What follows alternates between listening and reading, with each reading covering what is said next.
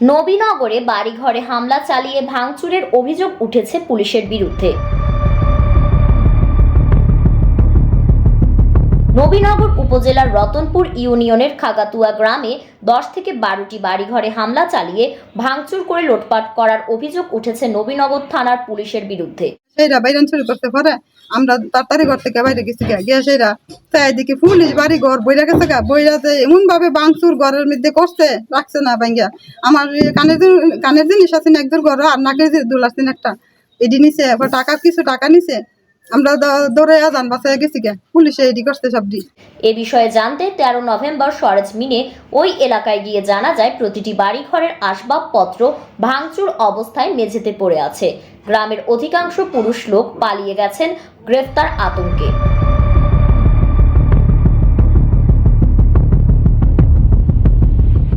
এ সময় অভিযুক্ত হালিম মিয়ার মা সহ কয়েকটি পরিবারের সাথে কথা বলে জানা যায় গত 10 নভেম্বর আসরের সময় সিভিল বেশে পুলিশের ওসি সহ কয়েকজন যান আব্দুল কাদির মিয়ার ছেলে আব্দুল হালিমকে একটি মামলায় আটক করতে। ওই সময় সিভিল পুলিশ সদস্যদের ডাকাত বা সন্ত্রাস সন্দেহে গ্রামের মানুষজন পুলিশের উপর হামলা করে আসামি ছিনিয়ে নেয়। তারই ধারাবাহিকতায় রাতের আধারে শতাধিক পুলিশ সদস্যরা বাড়িতে গিয়ে হামলা, লুটপাট ও ভাঙচুর করে বলে জানান ভুক্তভোগীরা। আপনাদের এই ভাঙচুর কি শুধু পুলিশই করছে না প্রতিপক্ষ লোক আছে? লোক আমি জানি না, শুধুমাত্র পুলিশই দেখছি,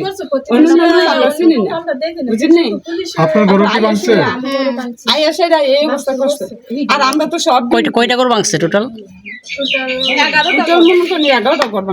এ সময় ভুক্তভোগীরা আরো জানান হালিম মিয়া কখনো ডাকাত ছিল না, সে মুরগির ফার্ম ও পুকুরের মাছ চাষ করে জীবিকা নির্বাহ করে।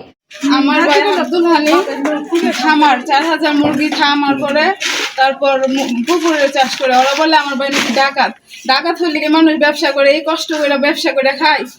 রাত্রে আইসা সেরা এই খাবার খামারের ভাঙচুর করছে, খাবারের বস্তা কাটতে দিয়ে গেছে, সবকিছু হয়েছে ওসির নেতৃত্বে, ওসি হুমায়ুন আহমেদের নেতৃত্বে।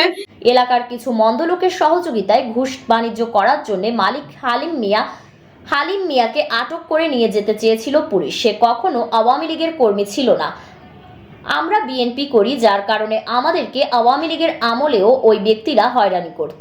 এ সময় উপস্থিত অনেকেই জানান শতাধিক পুলিশ সদস্যরা হামলা চালিয়ে লুটপাট করে নগদ অর্থ ও স্বর্ণালংকার নিয়ে যান। পুলিশের উপর হামলা ও আসামি ছিনিয়ে নেওয়ার অপরাধে পুলিশ বাদী হয়ে মামলা করেছেন। আটক করা হয়েছে কয়েকজনকে, বাকিদের আটকের জন্য চলছে অভিযান। মামলার কপি দেখে বোঝা যাচ্ছে এখনো পুলিশকে ব্যবহার করছেন একটি মহল। অনেকের মতে যারা ওই সময় উপস্থিত ছিলেন না তাদেরকেও করা হয়েছে আসামি। কারো ইশারায় এমনই তথ্য উঠে এসেছে। মামলার 18 নং আসামি আসাদুল ইসলাম নামের এক আসামিকে দেখে ঘটনার দিন পুলিশের উপর হামলা করেছে এমন অভিযোগ থাকলেও বাস্তবতার সাথে নেই কোনো মিল।